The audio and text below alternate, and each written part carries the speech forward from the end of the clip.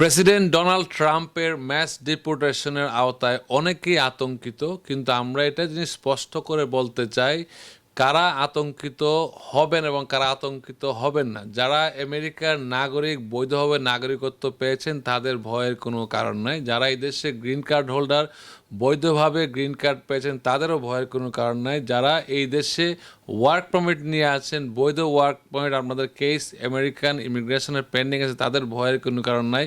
যাদের কেস আপিলের পর্যায়ে আছে, ডিস্ট্রিক্ট কোর্ট থেকে সার্কিট কোর্ট অথবা বিআইএতে অ্যাপিল আছে, তারাও ভয়ের কোনো কারণ নাই। ভয়ের কারণ তাদের যারা already order of deportation pending আছে, যারা ক্রিমিনালি কোনো কেসে কনভিক্টেড অথবা ক্রিমিনাল কোনো কেসে যারা ইনডাইক্টমেন্ট হয়েছে, তাদের অবশ্যই ভয়ের কারণ। যারা ডিপোর্টেশন হয়ে গেছে, তাদের হয়তো এই দেশ থেকে চলে যাওয়ার কথা, তাদের চলে যাওয়ার, তারা যায় নাই, তারা ইচ্ছা করেই থেকেছে। কারণ হচ্ছে দেখা গেল তাদের মাইনর চিলড্রেন আছে অথবা একমাত্র উপার্জনক্ষম ব্যক্তি, তারা যদি দেশে চলে যায় তাদের হয়তো করার কিছুই নাই।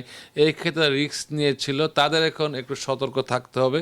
কারণ ইমিগ্রেশন তাদেরকে ফিজিটিভ ইউনিট তাদেরকে ধরার চেষ্টা করছে, এবং অনেকেই যারা আমেরিকা আসছে, আসার পরে কোনো ধরনের ফাইল করে নাই, তারা হয়তো বৈধ ভিসা এসেছে বা অবৈধভাবে এসেছে, কিন্তু তারা কোনো ফাইল পেন্ডিং নাই বা তাদের সর্বোচ্চ আদালত কর্তৃক ডিপোর্ট হয়ে গেছে। তাদেরকে অবশ্যই ইমিগ্রেশন খুঁজবে এবং ধরবে, তাদের প্রোফাইল দেখে তাদেরকে ইমিগ্রেশন তাদেরকে খোঁজার চেষ্টা করবে এবং অ্যারেস্ট করার চেষ্টা করবে। অ্যারেস্ট করার পরে কী করা, যদি কেউ অ্যারেস্ট হয়, তাদের যদি বৈধ কোনো উপায় থাকে চেষ্টা করতে পারবো, অথবা তারা যদি মনে করে যে কোনো ফাইল করে নাই, বর্তমানেও তাদের সুযোগ থাকবে, হয়তো অ্যাসাইলাম ফাইল করতে পারে অথবা উইথ হোল্ডিং রিমুভাল ফাইল করতে পারে, ডিপেন্ড অন তারা কতদিন আগে আমেরিকা আসছে, কতদিন অবৈধ ছিল।